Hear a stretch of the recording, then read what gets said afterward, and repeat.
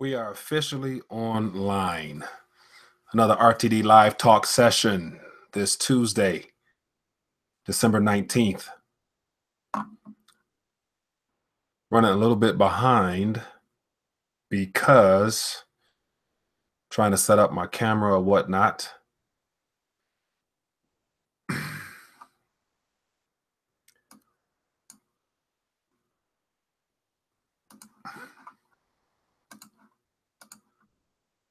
Give it a few minutes before I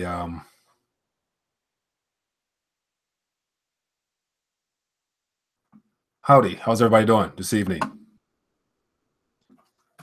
Looking forward to having a good little conversation tonight.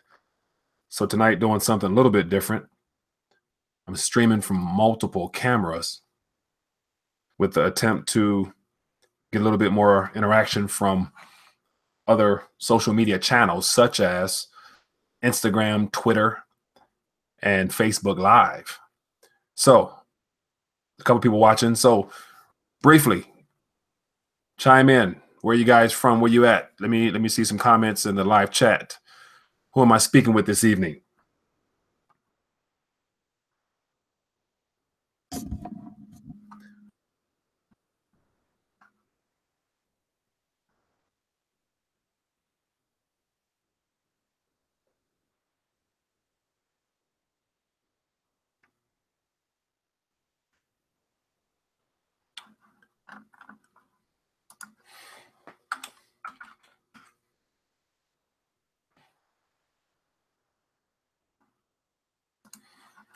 So tonight, the conversation topic is going to be tax reform and pension reform. And so if you guys had a chance to check out my video earlier where I addressed some of the top headline stories from around the internet, all dealing with the pension fiasco that's happening around the planet. And it's quite alarming that amongst all this tax reform talk, there's not much talk on any type of reform for the pension problem that the world is facing. It's just not an isolated event here in the United States of America.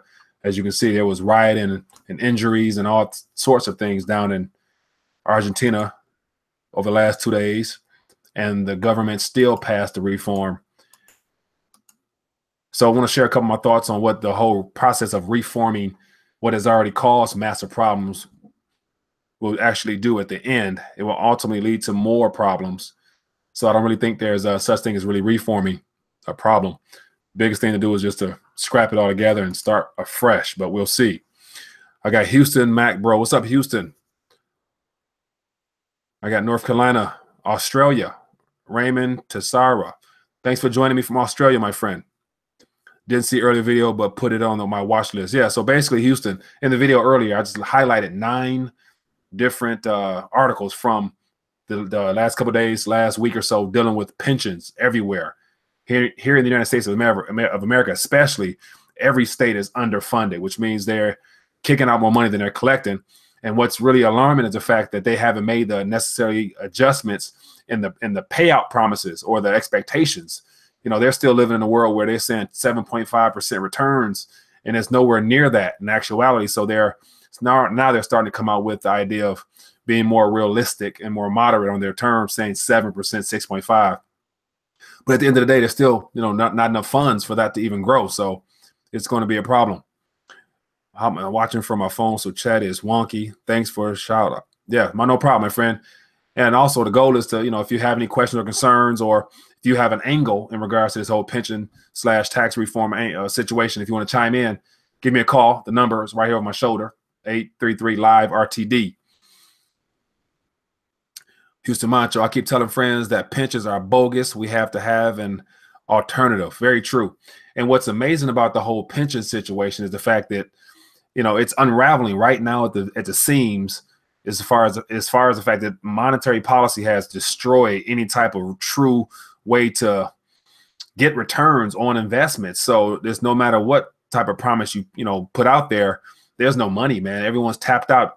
It's too much debt going out. It's too much debt around, period. So there's going to be a major awakening when it comes to retirement. And then a lot of these things, as I'm going to hint on eventually, is the idea that they're, shifting the burden from corporations and from the government and trying to make it more so of a self-funded retirement portfolio, which self-funded ultimately means 401k or 403b or whatever it is, but it shifts the burden from a corporation to the person that's expecting an income at the end of the day.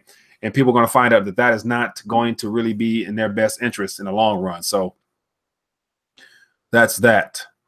So I have a couple articles here that I want to kind of chime in on that in regards to the whole tax bill.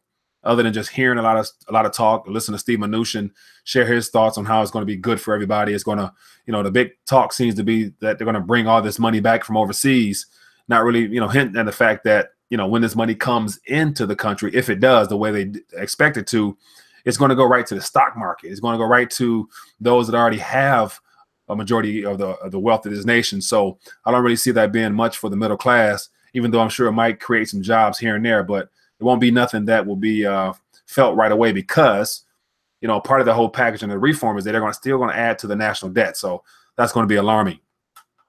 So I got about 15 people online. I would love to hear your guys' thoughts. Has anyone else been following the whole tax reform situation, or better yet, the pension situation? Because I think it's all interconnected at the end of the day, because there's more promises to pay than could ever be realized. So I would love to hear somebody's thoughts.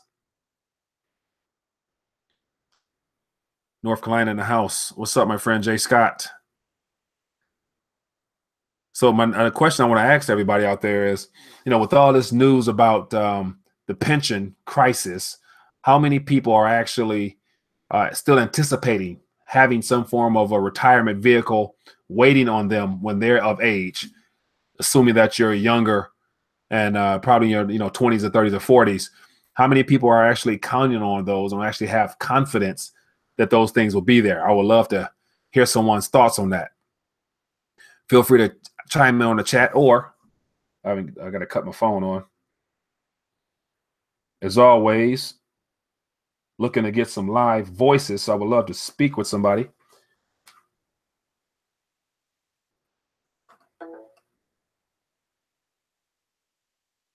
Just cut my phone on for a second. It's all connected to the collapsed whole system. Very true.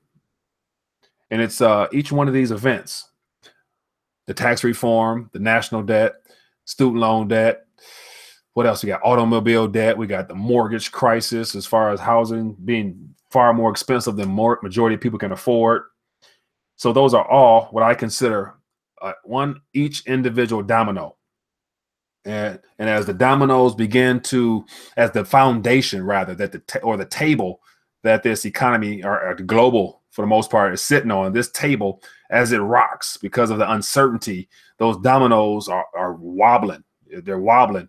And all it takes is one domino from somewhere on this table, metaphorically speaking, to fall. And then the whole cat is just going to escalate all the way down. And when all the dominoes fall, they will not be pretty whatsoever. The side effects will be catastrophic for decades, I believe. It says we have Raymond. It says, well, I've heard some guys from the alternative media defending Trump's tax reform, but I don't believe it's going to do anything good for the 99%.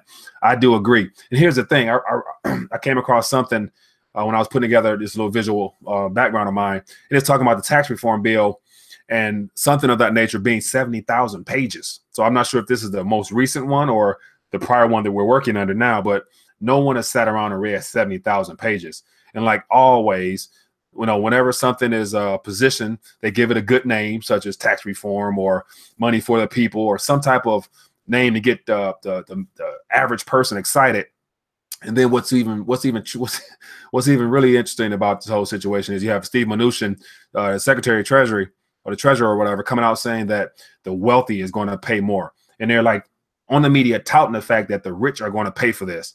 And if you had a lot of money, do you think you're going to allow them to take all your money to pay for all their plans? And so they're positioning this whole tax reform as if the rich are going to fund half of it or more of it, most of it, or whatever they're saying.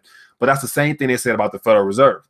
When the income tax was initially introduced right after the Federal Reserve Act was brought into law, they said that the tax is only for the wealthy. And for the first couple of days or years or whatever it might be in, the wealthy was taxed heavily. And then what happened shortly after that? Everyone was taxed. So this whole tax reform, I don't really, buy it being a true reform. It's going to be just more so a shift And I also read some commentary saying that it's going to be more of a QE type of thing. So we'll see how that goes. But I have a caller. Let's see who's on the line. Grasshopper. Hello? Hello. Hello. Hi there. Hi. How you doing? I'm fine. This is LIVE-RTD. Yes, this is. Hi, this is Mike. How you doing? Oh, hi, Mike. This is Nina. How are you? I'm doing excellent. Thanks for the call. Can you take the call now? Yes, I can. Go. Feel free. Yeah, I always welcome calls anytime during the chat. What's on your mind? Okay. I heard something interesting today from my sister that some states are thinking about having workers pay their income taxes by way of a charitable contribution to the state and have that charitable contribution become tax deductible on their federal income tax return. I thought that was really interesting. Wow. Okay. I never heard of that. So a charitable, like you say, donation, it's to the state. To the state. In lieu of the income taxes. Uh-huh. Okay. And then those charitable payments would be tax deductible on their federal return. Yeah. And so is that so that's something you heard as well. Well, I've never heard that angle. And I'm sure that there's all types of angles because this thing is so complex. There's no way of nailing it down to a couple pieces of paper for people to sign. So I'm not sure what they're proposing out there, but that is something that you heard and could be true. I wonder, is that just for your state? She told me she heard it on public radio that there were a couple of states that were thinking about it. They didn't mention the states. Wow.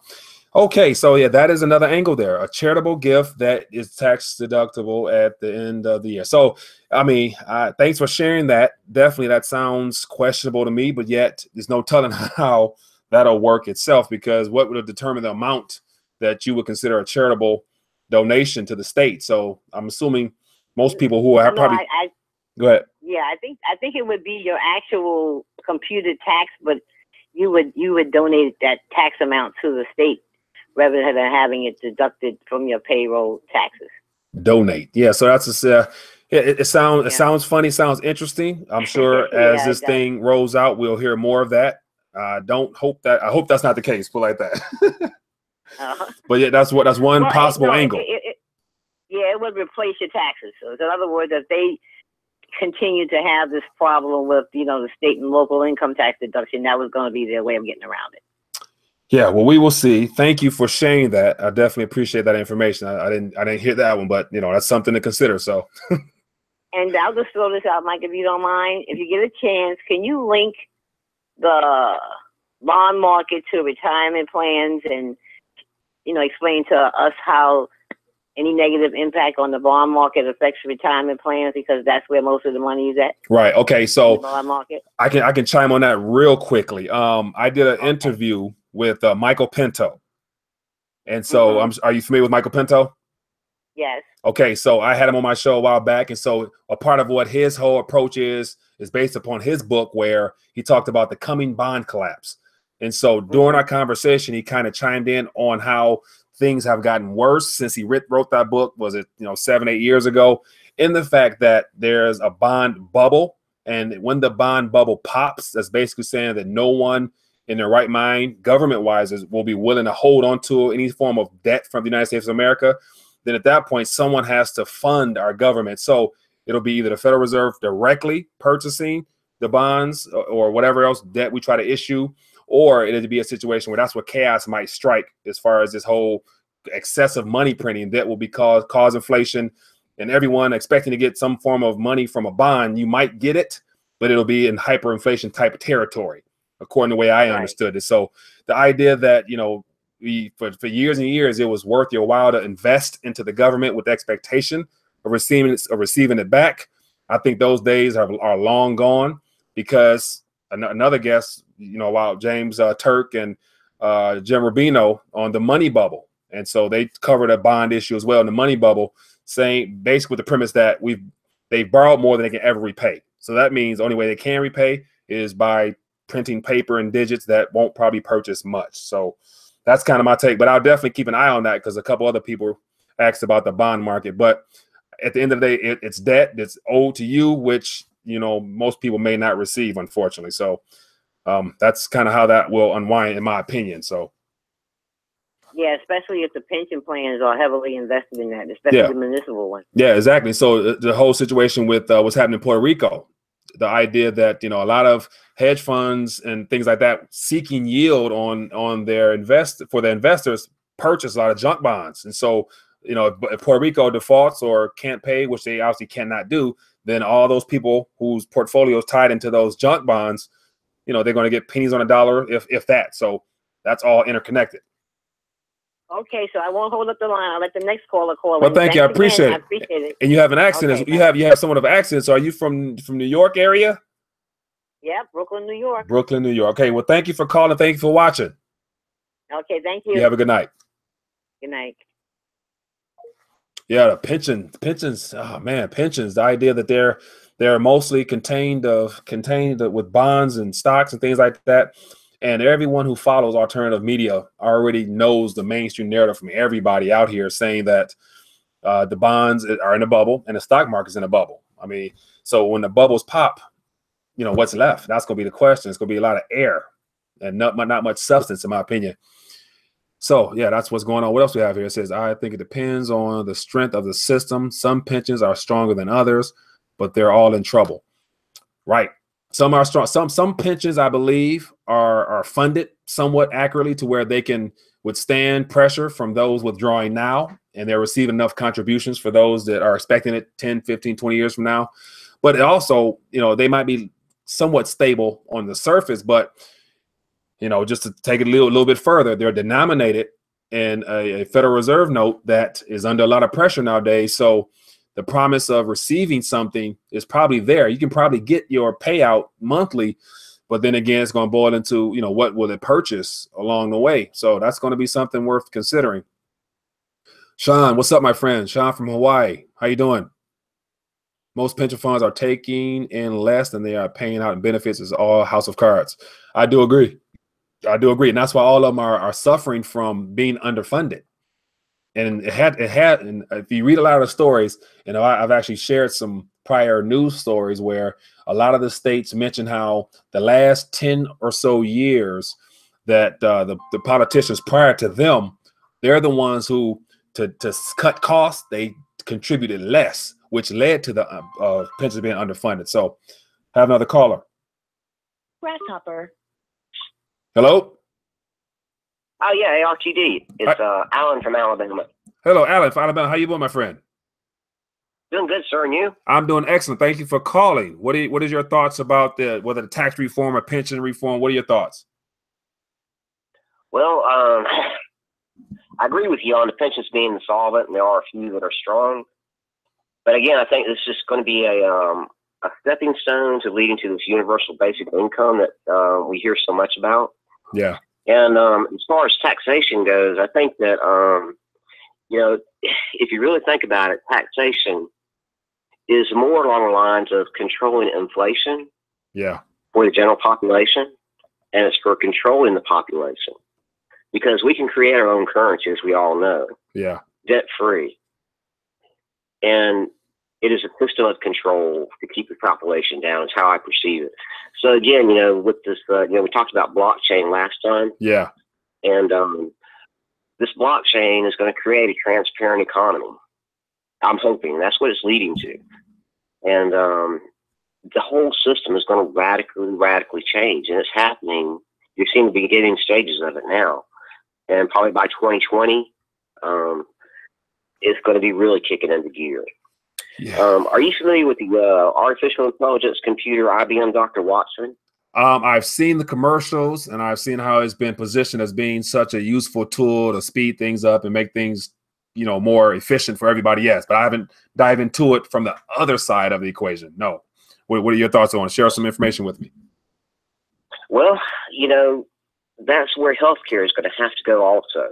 You know, it's one of our biggest debts to society here. Mm-hmm. And these primary physicians that just manage people with chronic conditions and see somebody for 5 minutes and just re-prescribe their existing prescriptions, those people are going to be like disappearing. And you have an artificial intelligence going to surgical robots now to where they learn from the surgeons doing the procedures. Mm-hmm. And it's just a matter of time before surgical robots can do these with a layman at bedside. Yeah. They use a surgical robot for intubation of the patient now, in many cases, special difficult intubations. And I come from the medical field. Mm-hmm. And this artificial intelligence computer that has access to the world's knowledge base, especially in healthcare, and tap into that, you cannot have a doctor that is aware of all available options to an individual. So the healthcare industry is going to radically change. Everything is just going to radically change. It is a whole new age. And when we see these self-driving autonomous cars really become mainstream, again, probably around 2020, yeah, is when you're going to really notice that we're in a whole new paradigm and a whole new age of humanity. And the way things that have been, pensions, taxes, everything, ownership, everything, is going to radically change. And the monetary system is radically going to change. right. So that's my thoughts on it, you know? Right, I do agree. And as you were describing how the medical field with the surgery and things will be shifted because of the artificial intelligence doing surgery. So it makes it seem like, the doctors might be out of job ultimately. Exactly. Yes. Exactly. Especially the primary physician will be the first one impacted. You see more like nurse practitioners or physician assistants type level, requiring less, levels of education to be able to see patients either physically or through telemedicine, something along that line. But the medical system as it is just crazy. Yeah. And it has to radically change. But when you talk about doing that, what you're looking at is a lot of pension plans are invested in healthcare, and a lot of plans are invested in insurance. So all of that stuff has to also radically change. And how it's going to unfold, I don't think nobody really knows, but just know that it's going to radically change. Right. That. Let me, this all ties into the rethinking the dollar concept of how, we like you've connected the dots to a lot of, dominoes, as I just hinted at, on the table. They could come crumbling, and the foundation in of itself is tied into our current reserve currency of the Federal Reserve note. And so the most pressure, all that's going to fall on our monetary policy that's implemented by the Federal Reserve Bank, and along with our government, to come up with some type of plan, because we already know the problem. Now the solution is where things are going to get tricky, because they're going to only options they have is to try to borrow and print more, and from there try to come up with some type of alternative that they're going to propose, which ultimately is going to be more of the same. It's going to be a centralized form of control that will take more of our rights and freedoms and privileges away from us. So it's there's nothing pretty about this whole process as it comes towards its end, but it's life. It has to happen. The sooner the better, I would imagine. So thank you for chiming in and sharing your thoughts. Definitely. One more quick comment on Go ahead. that. And that, as far as, people talk about like inflation and how it's going to hit this country whenever dollars come back to America. And, I looked into that years ago, and there were several different laws in place that kept foreign countries from investing in certain areas of the government, certain areas of different countries. Yeah. And there's some sort of a name for it. I can't remember because since I looked into it. But you're not going to have like all these American dollars that the Chinese have, or something like that, coming back to America to the common person, unless you have a bunch of Chinese people coming over here and buying houses up. Right. Something along that lines could create inflation in that area. Right. But what you will see is the Chinese taking money and investing it in another country, say like Africa, right, and building a copper mine or something along that lines. Right. So it's that inflation that everybody thinks is going to be coming. Unless you see it in something like oil, and the price of oil affects every aspect of our of our livelihood, because we're bathed in oil. It's in everything. Right. Of our lives. I do agree. So unless you see something, unless you see some mass inflationary price to oil, which you could see, or something, I don't think you're going to see this mass inflation that everybody has talked about. Now, here's an angle. Here's an angle to consider. Like right now, it's known that China and Russia, they're basically just selling off some of their treasuries and whatnot, and actually reinvesting it into the purchasing of gold, or they're basically restructuring all of Africa with their development plans and the Silk Road or whatnot. So they're actually spending it for good use. They're getting the bang for their buck. in those countries.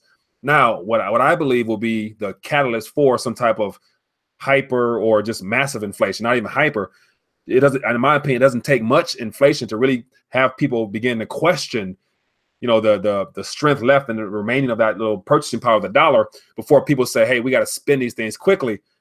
And I think it might come from after the next official recession or market downturn, when some form of policy is implemented to either inject cash directly into our hands as far as helicopter money, as some people put it, or the next round of QE, which could get out of hand, because the only way they can keep this market going is by pumping some form of liquidity into it. So they're going to have to keep doing that. And then that's where all the balance sheet of the Fed might be unleashed a little bit, or the credit market might dry up, and then they're forced to try to allocate money to somewhere to keep commerce going. And so, you know, I think it'll be after, in response to the next recession, that we'll see some funny money being printed, which could trigger that, then which will lead to other nations deciding to really speed up their need to get rid of those treasuries and bonds and whatnot. So that's how I think it could play out. Excuse me, and that's a possibility. The inflation, you know, think of it as, you know, that's that velocity of money. Think of velocity of money as disposable income. Mm-hmm. And you just don't have a velocity of money now because everybody is so leveraged out and trying to pay off debt. You're tapped out. And so in order for there to be inflation at the, you know, the basic man's level, there needs to be disposable income in order to create that inflation in products. Right. So, you know, inflation is a tricky thing. You know, it's not necessarily affects everything systemically. It can affect, and, you know, it can be caused by shortages, or it can be caused by that increase in the money supply. Right. So there's down pressure and up pressure from things to come about to create inflation. But everything is basically controlled by the government. You have so many subsidies in farming, so many subsidies in medical. Every area of our lives is subsidized, and that's a hidden tax that we never pay. And right. This $20 trillion, and it could go as high as it wants. It will never be paid off. It has to shift to a whole new system. Right. But nobody is like stating that, because there's so much control. Everything is up for grabs in this century. This century is the end game. Right. You know, if there are people that want to control this world, this is the century to do it. Right. And there's unprecedented power and technology that's available now that is going to radically change this world. Right. There's a technology called CRISPR with Cas9 and gene drives, and I highly recommend you look it up if you're not familiar with it. I will. But this is the ability. Yeah, this is the ability to change a species' genomic makeup, and forever change that whole genetic, all the children, all the downline for forever. Wow. So it's incredible, powerful technology. So we're really headed in some very dangerous times in so many different levels, and we're sitting on a powder keg looking for a match. Yeah, and that's the thing. Like, you know, with all that information you shared, definitely it has a very dark and dangerous tone to it. But then what encourages me amongst all this is looking at the opportunity that will come from this, because not only will, you know, there'll be a change in regards to how we live, but it's going to cause humanity to really rally together in order to make it through. Like, there might be the time where some of the greatest inventions might come from this, from the average person who they're forced in order to survive to use their brain finally. So the TV will be probably cut off and people will start thinking again. And that's when I think the greatest change will occur. So definitely, man, I appreciate you sharing that. Thank you. All right, brother. Well, enjoy your chat, man. Thank you, brother. Keep stay tuned to us. Thank you. Uh-huh. Yeah, that's interesting, man. A lot of there's so much information out there and so many ways of looking at it, man. I really appreciate you sharing your thoughts on that one. Definitely artificial intelligence, you know, and just a change that will be brought from that will have its plus and its minuses. So now I missed a couple of things in the chat over here. I don't know about anyone else, but I am tapped out. Yeah, I think a lot of people would also be tapped out, considered to be tapped out based upon the studies that most people, if need be, couldn't come up with. I thought it was originally $1,000 in case of emergency, but I heard now it's, you know, closer to 500. So, you know, how low will it go? And then when our emergency does come, That's when things will get ugly. Tony Blaylock, I do my best to educate, but moving money to make fiat ain't happening. Moving money to make fiat ain't happening. Has anyone even yet? This is just a mix and not the cake for the icing. Yeah, man, it's interesting. So I want to talk a little bit about the tax reform. I'm grateful for the caller that called in from Brooklyn and shared her thoughts and what she heard from a family member on the whole charitable, it being considered a charitable donation, your taxes nowadays, or, for down the line. And that right there, the idea of giving a charity to your government and it's just changing the verbiage from taxes to charitable donation sounds like a bunch of misuse of words, in my opinion. We are going to use money to end money. We're going to use money to end fiat debt. 8K. Omnibone. I do my best. Yeah, man. Feel free to call in. I would love to hear some more great opinions and thoughts out there. This is a chance for the people to share their voice. So want to chit chat some more. And so I want to actually, in the meantime, tax reform. Yeah. Tony, what's your thoughts on the whole tax reform? What will be the result? Will that tax reform that they're proposing, will it generate all that additional money flowing into the country from all those safe havens around the world? And when it comes, they're projecting, I think I saw something about 3-4, President Trump mentioned 3-4 trillion coming into the economy type of thing. Where's it all going to go? Directly to the stock market. So we're going to have 40,000 Dow by the end of 2018, 2019, if all those trillions do come. Because companies, corporations, the wealthiest are going to bring their money here to get it working. They're not going to bring it here to just, allow the government to take just a little bit and then sit. They're going to get it working. Hopefully it does create jobs, but we never know. I think so far as tax reform, we just don't know. The Congress doesn't even really know what they're passing. Very true. But you can guarantee it will really benefit the common man. It will not really benefit the common man. 100%. Antonopoulos gave a good speech about value and authenticity of currency. It can switch overnight. Hell no. The tax return is a tough one. It's all kind of speculation at this point. Very true. I got a feeling that if they don't deal with it, 21 trillion, it doesn't matter. Yeah, and that's the thing. No matter what, tied into the whole tax reform bill and package is the idea that they're still going to be adding to the debt. I saw a report from Steve Mnuchin saying there's going to add 1.9 trillion over 10 years. And so whenever we see that type of number, might as well just say 1.9 per year for 10 years, which equals 10.9 trillion, on the debt. Omnibone, 40K Dow and 250,000 Bitcoin. Yeah, 250,000 Bitcoin. That sounds good in number. But once again, not sure what 250K might be worth down the line if we hit those, a situation where the Federal Reserve note is under massive pressure and not really sustaining itself in regards to purchasing things.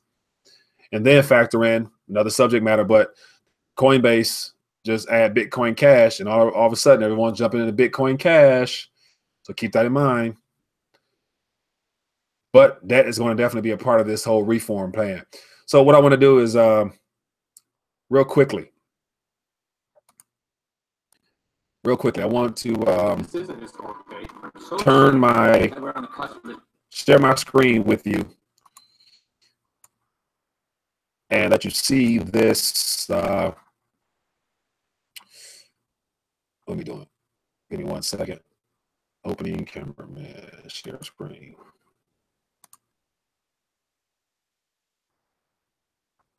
So share with you just some recent news headlines over the last 2 hours. It says Congress votes on tax bill, what the Tax Cuts and Jobs Act means for you. And so just thumb through it briefly. Do corporations get a big tax cut? It says yes. The new bill lowers corporate tax from 35 to 21%. Which, 14% cheaper. You bring your money back, not bad. The bill keeps the 7 tax brackets while reducing the rates for 5 of them. So the new rates are 10% and a rise to 12, 22, 24, 32. Wow, 1, 2, 3, 4, 5, 6, 7 tax brackets. Whoa, The highest rate, 37%, applies to individuals whose income is 500,000 or more. It says joint followers, the threshold is 600,000. The rate is being lowered to 39.6%. Will I still be penalized if I don't have health insurance? No. Starting in 2019, the new legislation eliminates the Affordable Care Act individual mandate. What about the alternative minimum tax rate? The alternative minimum is essentially a secure secondary tax on wealthy, secondary tax on the wealthy. Just the whole idea that their position is, to attack the wealthy verbiage-wise, lets me know that it's ultimately going to be for them. Or if you have a lot of money, it's easy to work your way around things, because ultimately, hidden within all those pages, is going to be some loopholes for those that are well off to have a way of avoiding this. How does the new bill affect the child tax credit? It says under the new bill, taxpayers can claim $2,000 credit for each qualifying child under the age of 17. So what about estate taxes? The new bill keeps the estate tax at 40%, but doubles the exemption levels. What about the state and local tax deductions or SALT? Under finalized bill, families can deduct up to $10,000 in local property and state and local income tax. So that's a little something on some of the potential things inside of the tax bill. Next one here, Rubio, Puerto Rico governor spare or spar of tax reform. Yeah, Puerto Rico is going to be a mess. It's going to be a hot mess, because no matter how you cut it, they cannot repay back the 79 and counting trillion. So, and the idea that the government is willing to lend them more money. How can you lend someone money who doesn't have money in the first place? Doesn't make sense. It says, despite tax win, don't feel like watching that. Despite tax win, Republicans in Congress could be heading toward government shutdown. Oh yeah, speaking of government shutdown, this week we need some type of additional extension on this government budgeting, or the government will shut down. Interesting. Leaders inform rate members that they plan to attach 81 billion disaster aid for the hurricane. Not been much. There hasn't been much talk about the hurricane efforts and funding at all lately. So yeah, that's what we got. That is what's happening as far as headlines are concerned with the whole tax situation there. Thought my PC was being bugged. Ooh. Sound is weird for me anyway. Missed some conversation. The Bloomberg article mentions charitable contribution to get around SALT. Minas. Okay, so that could have been okay. The charitable. So that's for the state. So that charitable aspect of verbiage is definitely for the state. So as a matter of fact, any art can be used for consumers. DGB being twice as fast, in fact. Sound is weird for me anyway. Anybody else? Anyone else? Sound is weird for me. Let me know how my audio is. The rich will always find a loophole, of course. They're the ones that write the bill. Think about this. The primary bill that goes before all the politicians is the ones written by or written from somebody who's interconnected with those who have all the money. And they're going to make sure that, they're going to, come out in the media and say, we're going to tax the hell out of the rich.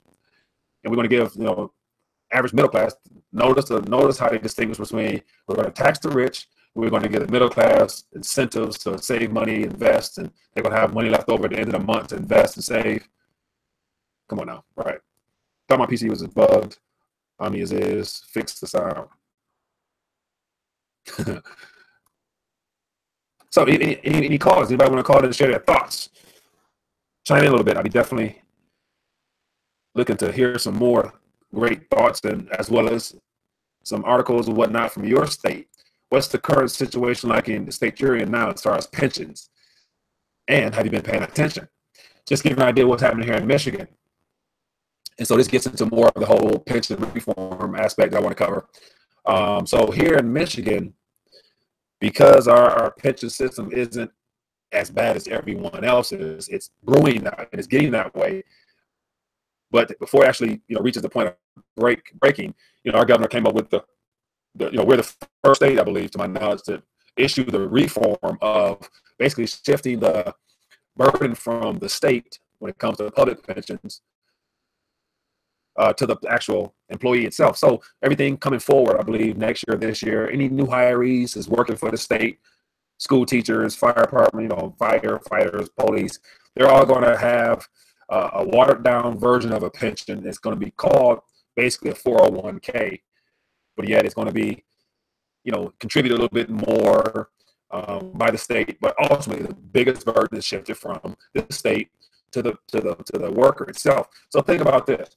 We have a monetary system that we've been operating at basically near zero for the last decade. And so it's kind of threw off all aspects of being able to get solid returns. So everyone's chasing yield, everyone's trying to make a profit. So that's why they're falling short on having enough money, because they're not making any money. And the promises of, earning 7.5% on your portfolio is not there anymore. So their solution is to just pass the burden on to the actual employer itself. And so here's the thing to consider. If the generation before was given the pension promise of working 30, 40 years for the state as a school teacher, for example, and when you're done, you can retire and get a good sized salary per month for the rest of your life. That was what they were told. Now, the younger generation, millennials and centennials moving forward, they're going to get the promise that you work for the state, you give 20, 30 years. Now, depending upon how much you contribute, we're going to give you, just for a rough number, we'll add 10, 15% to it, but you're responsible for putting the other 85 in there. And then we're going to be responsible enough to make sure that it grows for you so that when you retire 30, 40 years from now, you'll have enough money. That sounds so ridiculous to me, but that is the narrative that people are using. It says your mic fix, please. Okay, I'm sorry. Let me.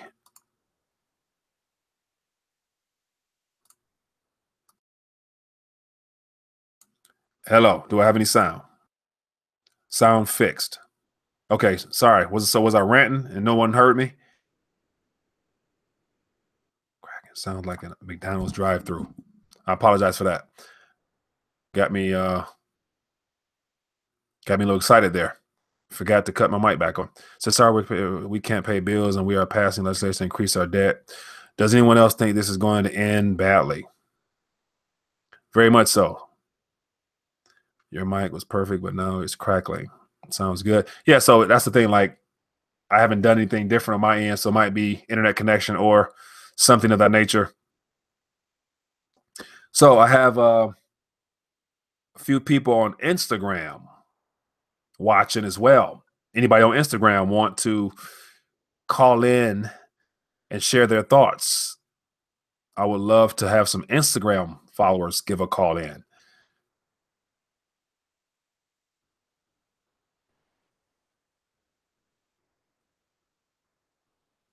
What else we got here? It says, I'm giving away 3 iPhone 8s to my last 3 subscribers. You still have a chance to win right now. Subscribe. Oh, thank you for donating 3 iPhones.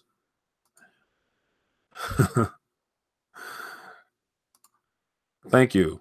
Bang, that will never happen unless we some more liberals to live here and run good now. All right, so Tony, let me ask you a question. What are your thoughts on this whole pension reform? What do you think? How do you think people are going to, receive that when more states? Because in one of the articles that I mentioned today in the news update, well, I think it was from Iowa, and they are positioning legislation as well as Michigan, is just what one Michigan did to offer basically a self-funded pension scheme, as it was mentioned in that article. So it looks like before it's all said and done, what will be considered reform when it comes to pensions will basically shift the burden from the states directly to the people. And here's the real kicker. If people aren't able to financially manage their funds now with whatever they do have, as far as either contributing to their fund, to their retirements, or additional retirement vehicles or portfolios, what's the likelihood that someone who's strapped for cash will actually have the knowledge to be able to know the accurate amount to contribute to something in the form of a self-funded pension or something like that? So, because money is not a primary subject in school, personal finance is basically non-existent in regards to education's sake, people are not going to know how much to put aside at the end of the day. So that's going to be a problem as well. Education. So just mere education on how much do I need to live the rest of my life comfortably is something that's different. And I can go on and on. The idea of, how are we to know right now, at the age we're at now, how much we're going to need 30 years from now, when you factor in all those riders that people try to add to your investments to stave off inflation, as if that's going to be something that's going to really help. Assuming that everything remains the same and there's no denouncing or complete dethroning of the dollar from the reserve status. Politicians are no good for the people. I think pensioners are going to take a haircut, if not monetarily, then in purchasing power. Yeah, it's and that whole haircut or a purchasing power pinch is happening right now. From the news update I did months ago in regards to the pension newsletters, there's a link that's actually connected through the government. I forgot which website, but you can go and read. I mean, there's hundreds, probably thousands of letters that went out to people expecting or currently receiving pensions, saying how, they have to report to you and tell you that the pension's under pressure and that you might have to take a little less no matter what. So it's everyone, I'm sure, got a letter. So that's thousands of Americans. And to think there's 70 million current retirees out of 330, and that's going to climb because this is the primary age for the baby boomers to retire. So you have all these people retire, withdrawing from their portfolios, and then and millennials aren't contributing into stocks and bonds like they did in their generation. So where's that money going to come from? Pretty impressed. They are stealing everything but my kids. They all have us put our money aside, tell us, oops, we don't have it when we need it every day. I understand now why people put their money in the mattress back in the day. Yeah, Mina Taylor, that's a good one there. My grandmother, when I was younger, she's 84 right now, but she used to tell me how back in her day, how, they didn't have bank accounts. And so they couldn't trust banks. They couldn't stand banks. So they hid money wherever they could, in cans and mattresses. And when I was younger, not knowing, I'm like, why'd you hide your money like that? And now I can understand why, because they couldn't trust banks then. Kind of similar to how now, whether we trust them or not, just the whole narrative of, this system is crumbling to where it has nothing to do really with trust anymore. It's more so is the evidence is before us. We have bank runs, those small bank runs here and there. The EU is a complete mess, and it's bank runs and bank being bought out for $1 over in the EU all the time. While we have crypto space. Yeah, crypto space, cryptocurrency. It's positioning itself as an alternative, but it's still unknown. It is still unknown, and it's nothing I would want to really be gun-ho excited about beyond what it's presented itself to be as an alternative. Leave it at that.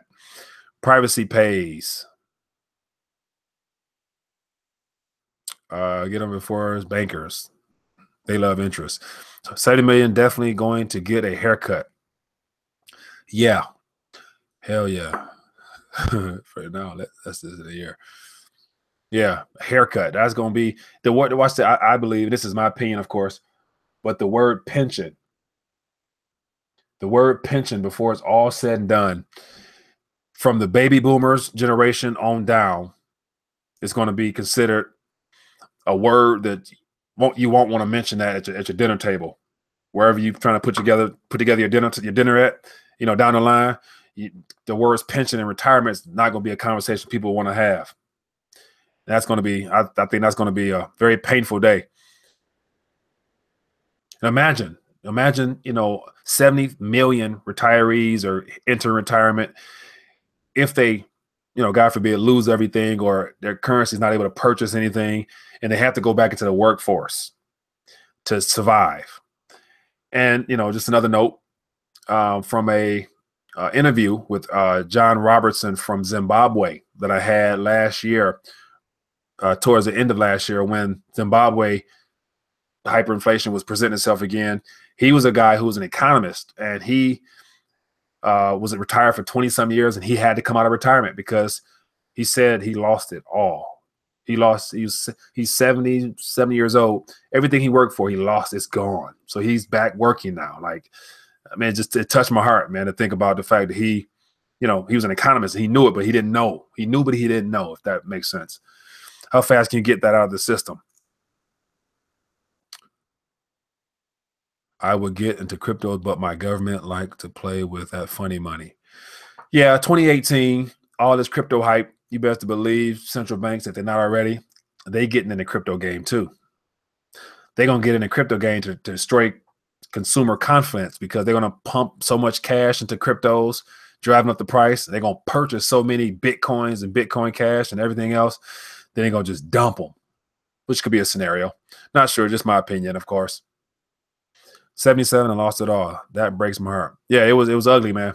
Ernest John Robertson, if you haven't checked that interview out, that was definitely a good one, because he goes into depth and as to how Zimbabwe, and of course all these governments and all these stories and all these countries, when I talk to these people and or read stories, they're no different than the United States of America, except they don't have they don't have a reserve currency. That's the only difference. I invest a certain amount daily for a 1 year lockup. When it's Fred's repeated die. Omnibone, what are you talking about, my friend? A retirement, it keeps me active, my investment.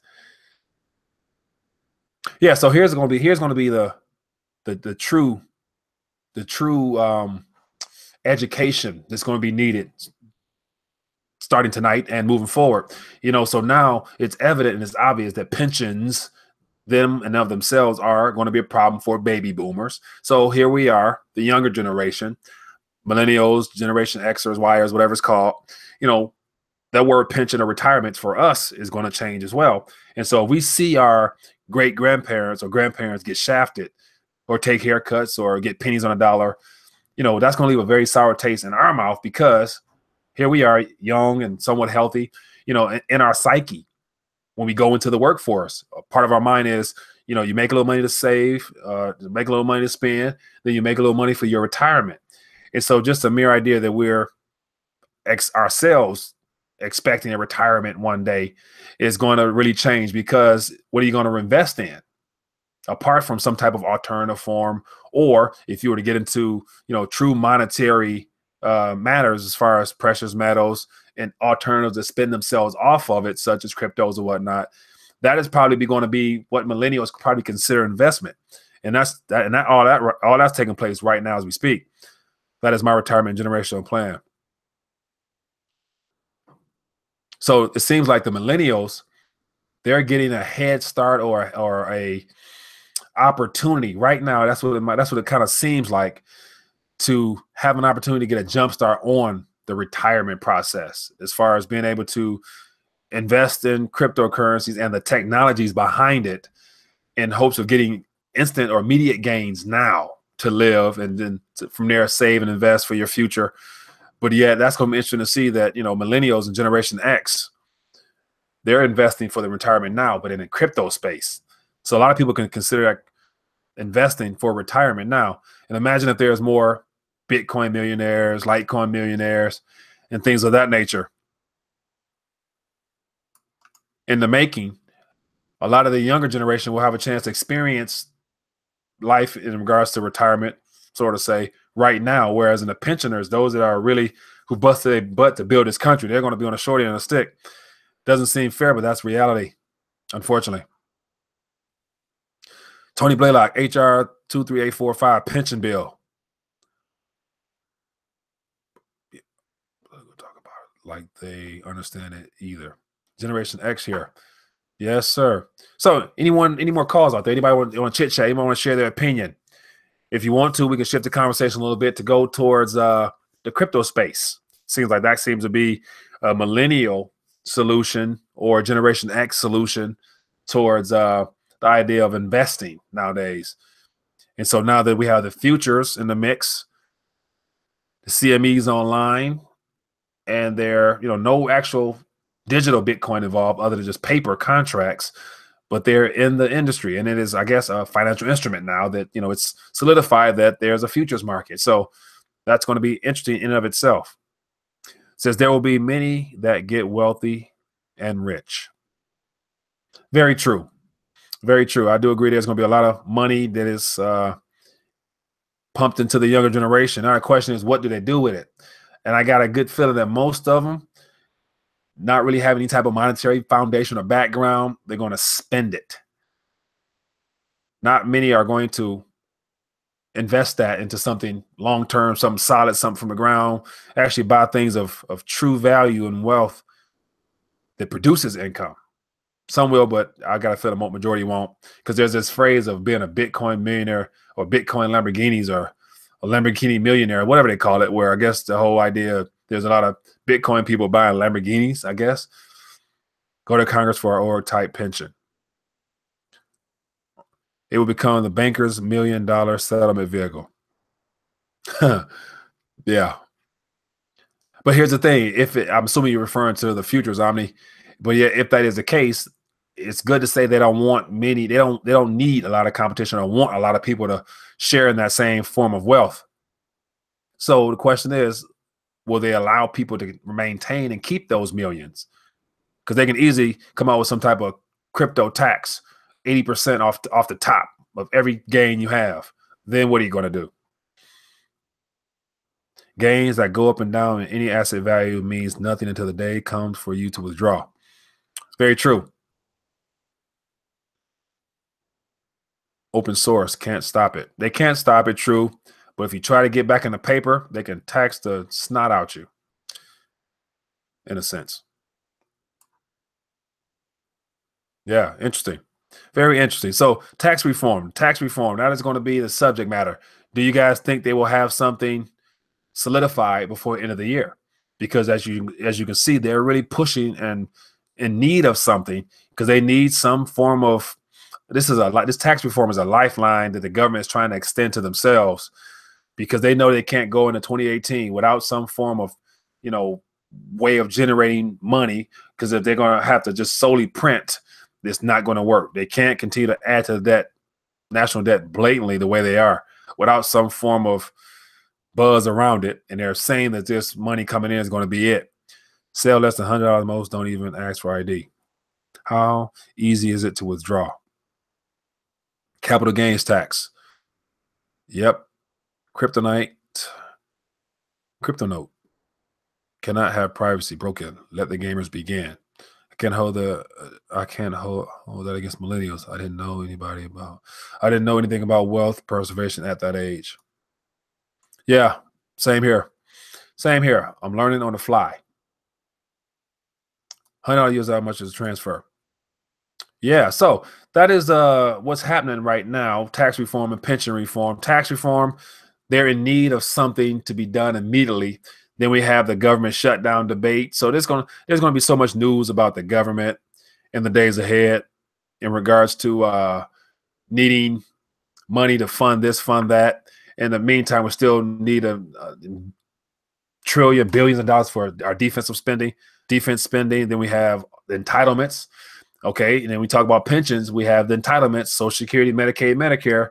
Our three biggest expenditures as a government, as a nation. There's going to have to be some type of cuts to that. That's not going to be pretty either. It's going to be painful as well, in my opinion. But that's kind of what's happening. And it's a matter of time before all this stuff comes to the light and people start to take interest. I meant 700 bought from Bitcoin, no more than 250 per location. Pawn shop, we buy gold shop. Trump wants a government shutdown. Okay, Tony, so if the government shuts down, that means a lot of bureaucrats and politicians get to go home for the weekends, but those guys are already good to go. Their pockets are already nice and heavy. Now, all the services that will not be funded, that is going to be the question.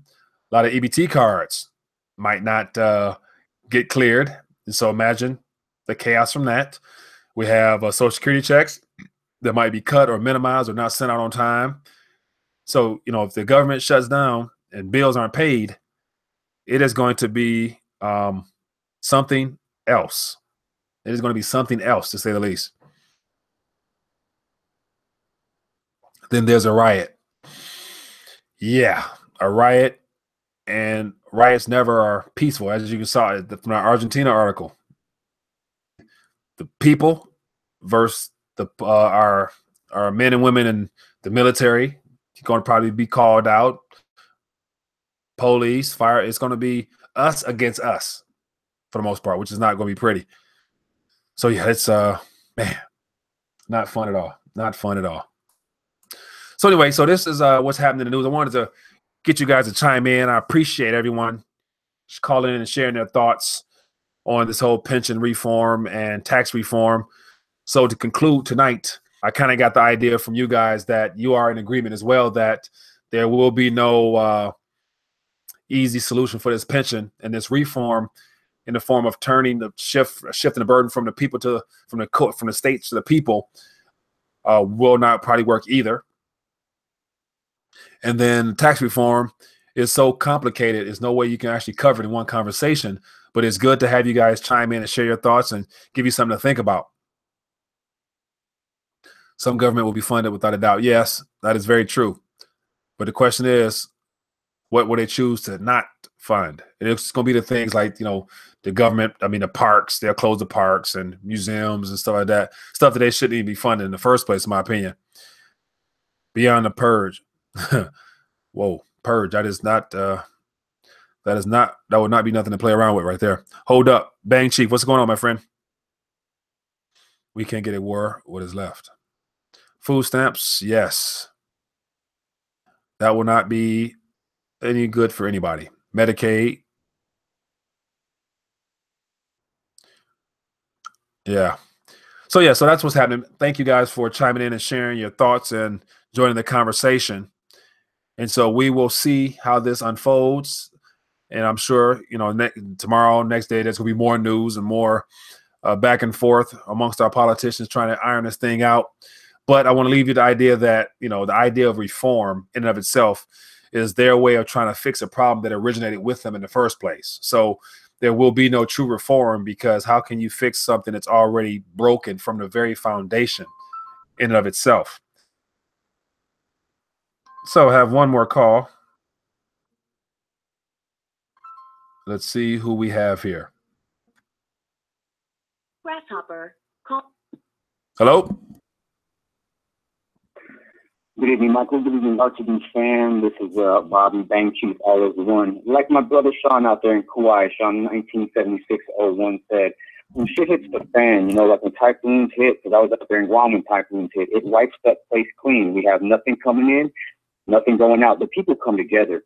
Everybody comes together. Everybody helps each other out. So this whole thing where it spread this fear, there's going to be no community and there's going to be all chaos. Before this happened and after it's going to happen, I know people are going to come together. It's just one of them things. Nobody really wants it to happen. They just pump that kind of stuff with that fear in movies and all that. Everybody's going to be chill. There might be something going down left and right. A little bit of people might lose their life, but I don't think it's going to be as bad as you think. It's going to be a big community. People are going to see it. And we're going to make it through it. I guarantee that. Right. And so that's the thing, despite all the doom and gloom type of things, that's not my approach. I look at it as a great opportunity to basically come together as a community and make change for ourselves. And so we'll realize that we can't depend upon nobody else other than ourselves initiating change along with our community. So I do agree, my friend. I thank you for sharing that. That's a positive note right there. Yeah, 100%. 100%, because the Gen Xers, we were the generation of people that were doing extreme things. We were showing people what could be done. We brought a lot of things together. We brought other parts of the world together. We're doing extreme things. A lot of stuff came from that, and we're going to be the ones too that are going to have. We're going to be the bridge, holding the hand from the generation before us and showing the millennials what to do. I believe that. I believe we'll be all right. It's going to be rough, but we'll be all right. Right, I do agree, and that's the thing. Like everything we're experiencing now and going to experience is nothing new under the sun. So there's been monetary shifts, and there's been reserve currency exchanges and things like that before, and it's been ugly, but yet you come out on the other side. Most people do anyway. So thank you, my friend. Appreciate you sharing that positive note right there. That's very encouraging. Thanks. Have a good one. So that concludes tonight's LIVE-RTD live talk. Thank you for calling in and sharing that last note. Even though it will be an adjustment, but yet life will go on, I believe. And of course, you know, just to, you know, share my spiritual side of things, you know, God clearly knows. And what's exciting is the fact that, you know, if you read the Revelations, you kind of get an idea where all this is heading. And if you have if you know your destination, where how it ends between now and there, you can make it if you know how it's going to end. And I'm more than confident that God has all his children covered. And so the kingdom of God will be advanced regardless.